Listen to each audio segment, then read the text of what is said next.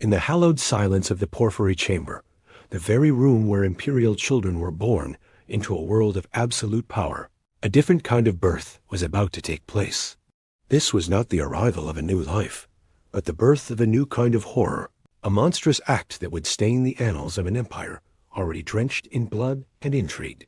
The man on the floor, once an emperor, was now just a captive in the room that symbolized his divine right to rule. He was born here, swaddled in the imperial purple that gave the chamber its name, his first cries echoing off the same porphyry-clad walls that now stood as silent witnesses to his undoing. His world was about to be plunged into an eternal, screaming darkness, and the architect of this torment, the one who gave the final chilling order, was the same person who had given him life. This is not a story of foreign enemies or political rivals in the traditional sense. This is the story of how a mother's love, twisted by an insatiable hunger for power, became the most savage weapon of all. It is the story of an empress who looked upon her own son, the heir to a 1,000-year-old throne, and saw not a legacy to nurture, but an obstacle to be brutally and permanently removed. The crime she would commit in this sacred room was so profound, so unnatural, that it would echo through the centuries, a testament to the fact that the most intimate bonds can breed the most spectacular cruelty, and that a crown can be a prize for which even a mother will sacrifice her own child's eyes. What you are about to discover about this empress and her son will challenge everything you thought you knew about the limits of ambition and the terrifying depths of a human heart committed to its own dark glory. This is the anatomy of a betrayal so complete, it redefines the very meaning of the word. The stage for this domestic tragedy was the Byzantine Empire in the latter half of the 8th century, a realm of shimmering gold and shadowed steel, of profound faith and even more profound paranoia. It was the inheritor of Rome's grandeur, a Christian empire besieged on all sides by Arabs, Slavs, and Bulgars. Yet its greatest battles were often fought within the marble halls of the great palace of Constantinople itself. The air was thick with the scent of incense and the smoke of a theological war that had cleaved society in two, the iconoclast controversy.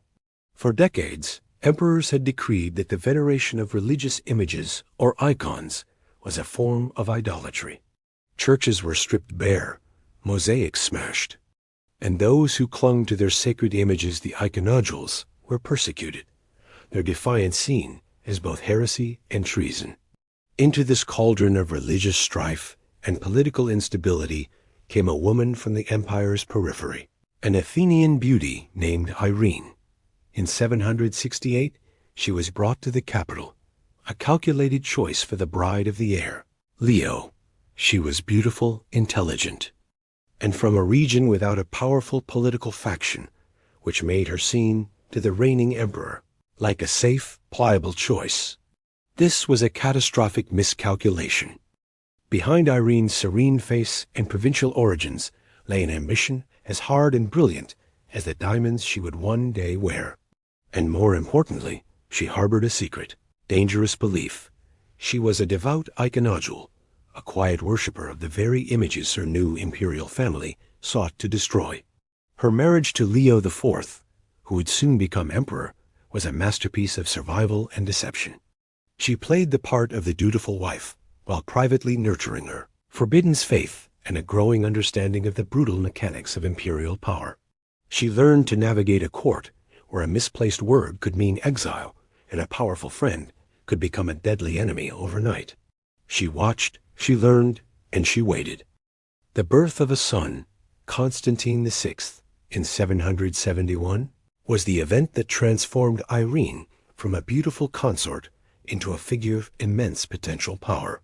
The birth took place, as was tradition for a male heir, in the porphyry chamber, a room lined with the rare purple stone that symbolized imperial birthright. The infant was an heir born in the purple, a distinction that set him above all others, a living guarantee of dynastic continuity. For his father, Emperor Leo IV, the boy was the culmination of his hopes. For the empire, he was a promise of stability. But for Irene, he was something more. He was the key. As the mother of the future emperor, her status was cemented. She was no longer just a beautiful outsider. She was the vessel of the dynasty's future. In the elaborate ceremonies that followed, Irene was at the center, the revered mother of the heir. Yet, even in these moments of public adoration, the seeds of her future actions were being sown. She understood that her son's power was her power, but only as long as he remained a child, an extension of her will. The moment he became a man, with his own ideas and his own loyalties, he would cease to be her instrument and become her rival. This cold, calculating logic, so alien to the concept of maternal instinct, would become the guiding principle of her life. She began to cultivate a network of loyalists within the palace, particularly among the powerful eunuchs who managed the imperial bureaucracy. These men, unable to have dynasties of their own, often attached themselves to powerful women, their ambitions intertwined. Irene, with her charm and intelligence, proved a masterful recruiter, building a shadow government that owed its allegiance to her, not to the reigning emperor or her own young son. Her quiet, patient maneuvering was a masterclass in Byzantine politics, a slow and steady accumulation of influence that went largely unnoticed by a court distracted by wars on the frontiers and theological battles at home. The hand of fate, or perhaps the consequence of an inherited fragility, struck in 780. Emperor Leo IV died suddenly, leaving the throne to his 9-year-old son, Constantine VI, and as the law dictated, the boy's mother, Irene, was named regent, the absolute ruler of the Byzantine Empire in all but name. Her moment had arrived. Any who thought the Athenian provincial would be a weak or indecisive ruler were swiftly and brutally disabused of the notion. Almost immediately, a plot was hatched by Leo's 5 half-brothers, powerful figures who believed they had a greater claim to power than a woman and a child. They saw a vacuum and moved to fill it. Irene's response was a stunning display of the ruthlessness she had kept so carefully concealed. She didn't just arrest the plotters. She had them tonsured and ordained as priests, a classic Byzantine method of political neutralization that barred them from ever claiming the throne. Then, to cement their humiliation and display her absolute authority, she forced them to administer communion to the public on Christmas Day, a spectacle that announced to the entire empire that she was in unshakable control.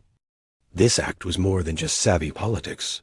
It was a revelation of her character. She understood the power of theater, of public degradation as a tool of statecraft.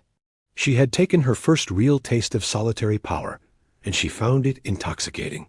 With her domestic rivals neutralized, Irene turned her attention to consolidating her rule. She promoted her loyalists to the highest positions, with the eunuch Starakios becoming her chief minister, her eyes and ears in every corner of the palace. Together, they purged the military and bureaucracy of anyone suspected of disloyalty, replacing them with men who owed their careers and their very lives to the Dowager Empress. The government of the Byzantine Empire became an extension of Irene's personal will. During the decade of her regency, Irene's control over her son was absolute. She was both his mother and his jailer, his protector and his puppet master. Constantine's education was meticulously curated, not to create a strong, independent ruler, but to mold a pliable figurehead. He was taught the arts of war and statecraft, but always through the filter of his mother's loyal tutors. He was surrounded by her agents, who reported his every word, his every friendship, his every flicker of youthful rebellion back to the Empress. This was a psychological cage gilded with the trappings of royalty. Irene smothered him with affection, creating a powerful emotional dependency, while simultaneously ensuring he never formed alliances or friendships that were not of her making. He was raised in a world where his mother was the sole arbiter of reality, the source of all praise and all punishment. This systematic indoctrination was designed to achieve a single goal, to ensure that when Constantine came of age, he would willingly allow his mother to continue ruling beside him, or even for him. Her ambition was no longer merely to be a powerful regent. It was to be a co-ruler, an unprecedented position for a woman in the long history of the Roman Empire. She began to have her name placed alongside her son, as in official proclamations and even on the coinage of the realm. A subtle but revolutionary claim to equal authority. She was no longer just the mother of the emperor. She was, in her own mind, the empress, in her own right. The court became accustomed to this new reality, paying deference to Irene first, and her son second. The boy emperor was a symbol, but the woman who stood beside him was the substance of power. This delicate, unnatural balance could only hold for so long. A boy, no matter how carefully managed, eventually becomes a man, and the desire for true autonomy is a force that cannot be indefinitely suppressed. While meticulously managing her son's upbringing and consolidating her political power, Irene embarked on her most audacious and dangerous project, the restoration of the icons. This was a direct challenge to the legacy of her late husband and his father, an act of theological and political rebellion that could have easily cost her the throne. For Irene, however, it was more than a matter of personal piety. She recognized that the iconoclast policies had alienated a huge portion of the population and that they, powerful monastic communities. By championing the cause of the icons, she could build a new, powerful base of support that was loyal to her personally, not to the memory of the old emperors. It was a brilliant, high-stakes gamble. She moved with the same careful, methodical precision that characterized all her actions. She began by quietly appointing iconodral bishops to vacant sees, slowly shifting the balance of power within the church. Then, in 787, she convened the Second Council of Nicaea, the seventh ecumenical council of the Christian Church. The location was symbolic. The same city where the first great council had established Christian orthodoxy centuries earlier. Under her careful orchestration and the watchful eye of Siracios, the Council of Bishops formally condemned iconoclasm as a heresy and restored the veneration of images. It was a complete triumph for Irene, a moment that cemented her legacy as a defender of the faith. She was now not only the powerful regent, but also a religious champion, a figure of quasi-sainthood in the eyes of the monks and the masses who had suffered under iconoclasm. This victory, however, came at a cost. It further alienated the powerful iconoclast factions within the army, who saw her actions as a betrayal of the emperors they had served faithfully. They viewed her religious policy as feminine, weak, and a dangerous deviation from the traditions that had made the empire strong. Their loyalty, already strained by the rule of a woman, now shifted decisively to the one person they saw as their rightful leader, the young emperor Constantine VI. As Constantine entered his late teens, the carefully constructed world his mother had built around him began to show cracks. The boy was becoming a man, and with manhood came the desire for real power, a wife of his own choosing, and the respect due to an emperor. The first major point of contention was his betrothal. Irene had arranged a prestigious match with Rotrud, a daughter of the new and powerful Western emperor, Charlemagne. However, as the time for the marriage approached, Irene abruptly broke off the engagement. A foreign queen with a powerful father was a threat to her own influence. Instead, she staged an imperial bride show, a bizarre pageant where she selected a new wife for her son from a lineup of provincial beauties. Her choice, Maria of Amnia, was a gentle, obscure courtier with no powerful family connections, a woman who posed no threat to Irene's dominance. Constantine was reportedly devastated, forced into a loveless marriage for his mother's political convenience. The incident was a stark lesson. His personal happiness was secondary to her control. The resentment that had been simmering beneath the surface now began to boil over. Constantine started to chafe under the constant supervision of his mother and Siracios. He sought out allies among the younger courtiers, and more importantly, among the disgruntled military commanders who longed for a strong, male, iconoclast emperor to lead them into battle. The tension in the palace became palpable. Mother and son, once a united front on the coinage, were now locked in a silent struggle for supremacy. Irene, sensing the shift, made a critical error born of hubris. She demanded that the army take an oath of loyalty that placed her name before her son's. It was a public declaration that she considered herself the senior ruler. For the military, this was the final insult. They refused. The breaking point came in 790.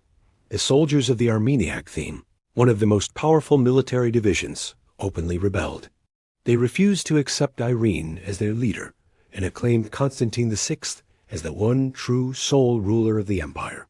The revolt spread like wildfire through the army. The military, the traditional bedrock of imperial power, had made its choice. Constantine, buoyed by this sudden wave of support, seized the moment.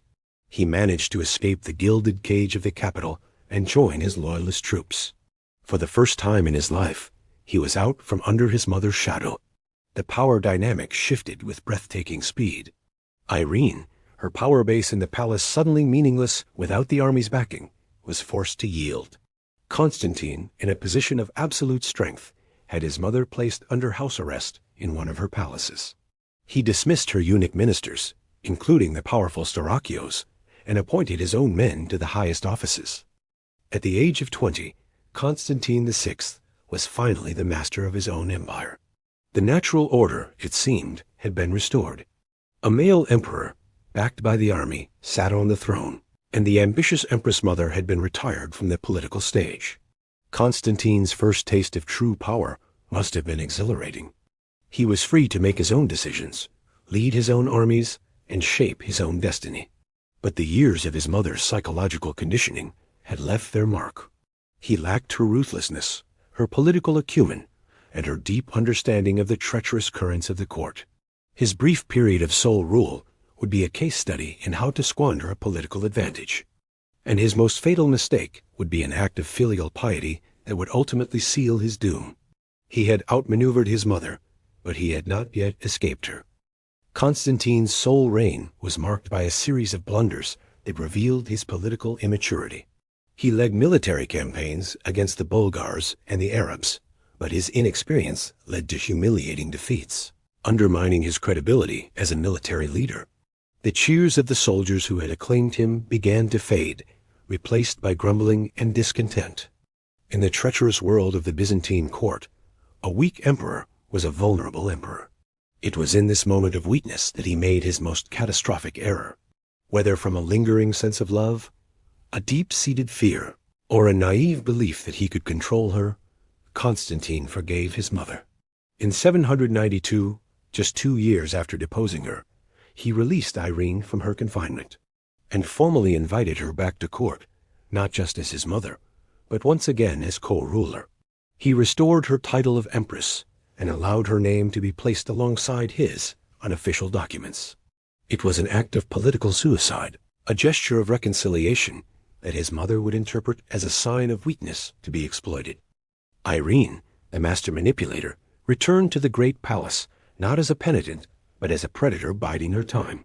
She played the part of the loving, supportive mother, offering her son advice and counsel, all while secretly rebuilding her network of spies and loyalists. She had been given a second chance, and she would not make the same mistakes again. She understood now that coexistence was impossible. One of them had to be supreme, and she was determined it would be her. Her return to power was a masterclass in psychological warfare.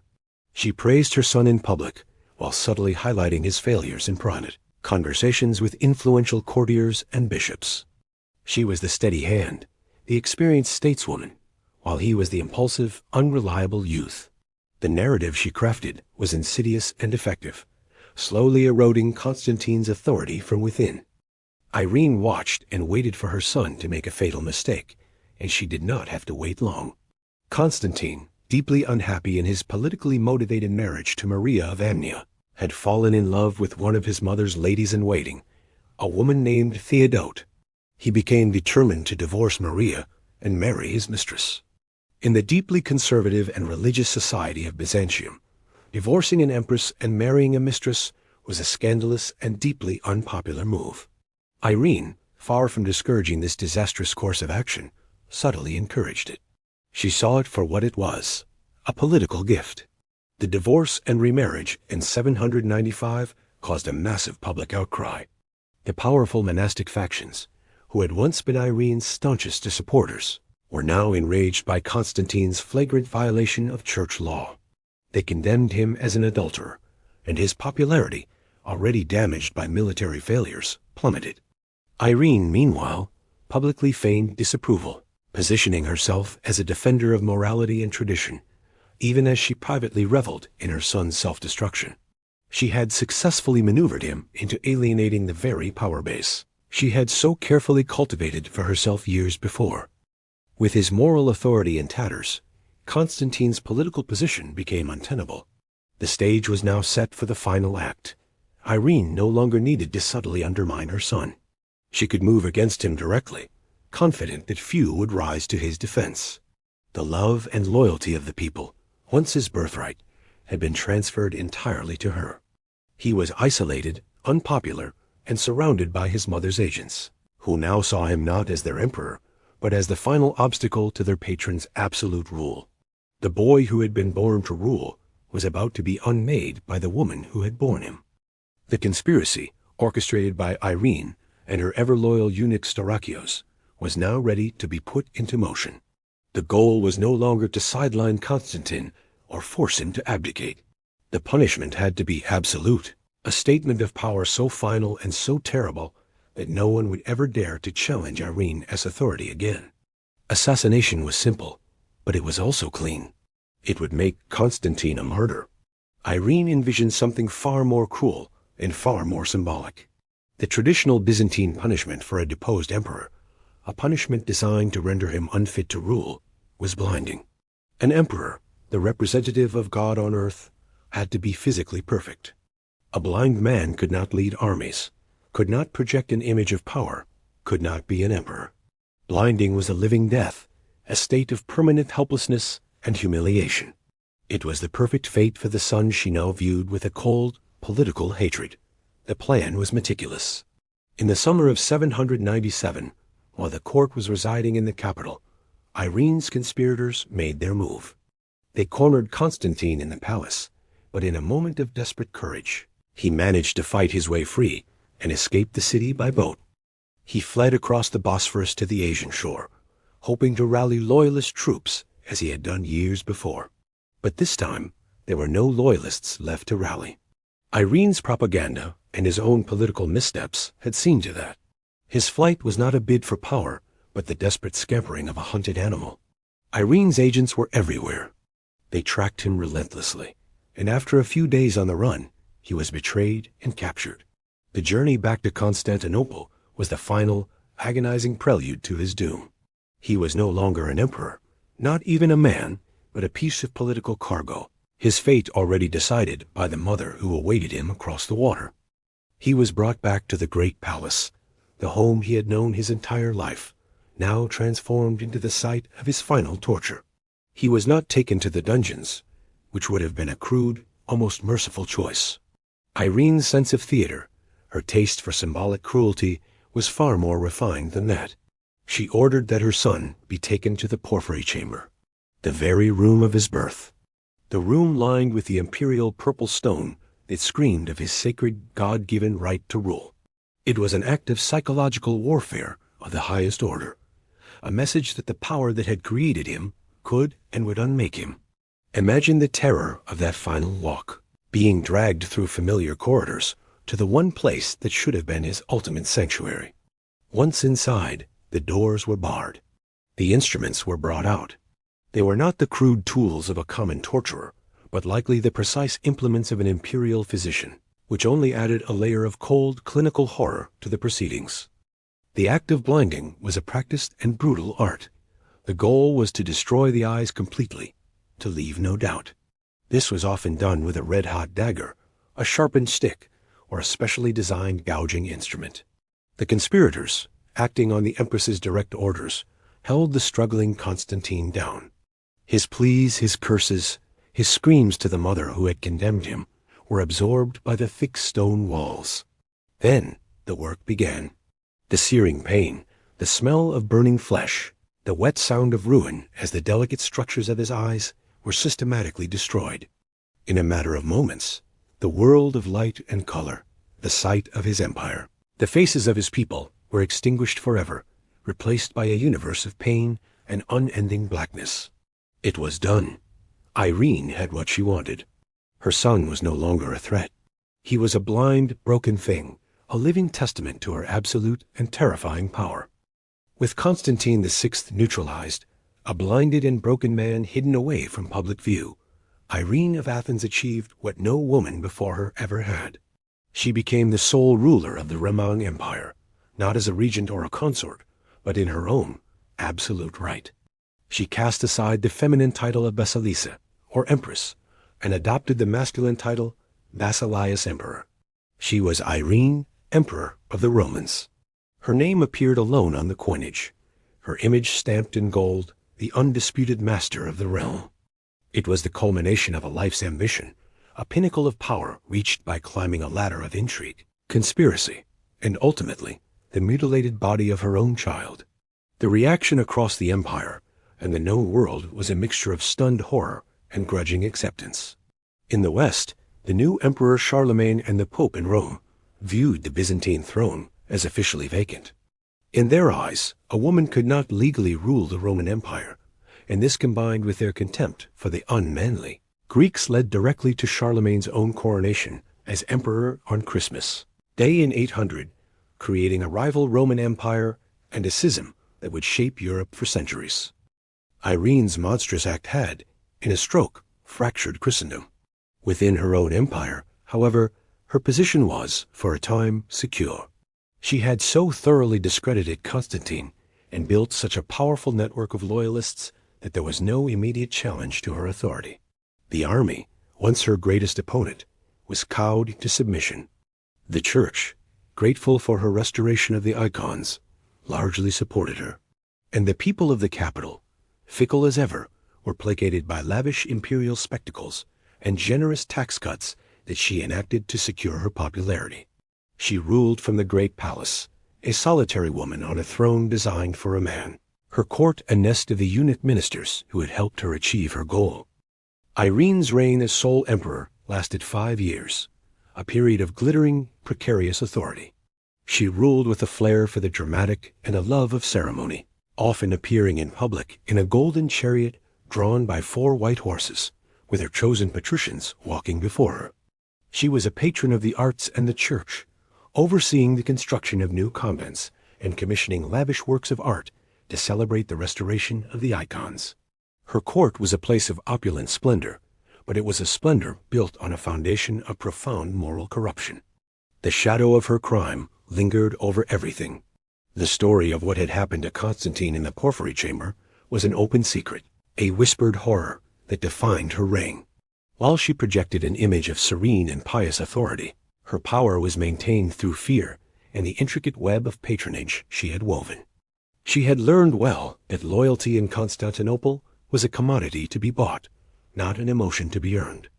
Diplomatically, her reign was marked by a bold, if ultimately futile, ambition. After the coronation of Charlemagne created a rival emperor in the West, some Byzantine sources claim that Irene, in a stunning geopolitical gambit, proposed marriage to him. A union between the rulers of the Eastern and Western Roman empires would have reunited the Roman world under a single crown for the first time in over 4 centuries. It was a vision of breathtaking audacity, but the plan, if it ever truly existed, was thwarted by the machinations within her own court. Her focus on diplomacy and internal consolidation, however, meant that the empire's frontiers were neglected. The Arabs and Bulgars made significant gains, raiding deep into imperial territory with little effective opposition. The emperor who had blinded her son for his military incompetence was proving to be no great general herself. The ultimate irony of Irene's story is that she was undone by the very same methods she had mastered. The web of conspiracy she had woven to ensnare her son eventually ensnared her. Her reliance on powerful, ambitious ministers created a court full of men who had learned from her example that power was a prize to be seized by the bold and the treacherous. Her lavish spending and populist tax cuts had emptied the imperial treasury, creating a financial crisis that her own officials grew to resent. The chief architect of her downfall was a man she herself had promoted, her finance minister, Nicephorus.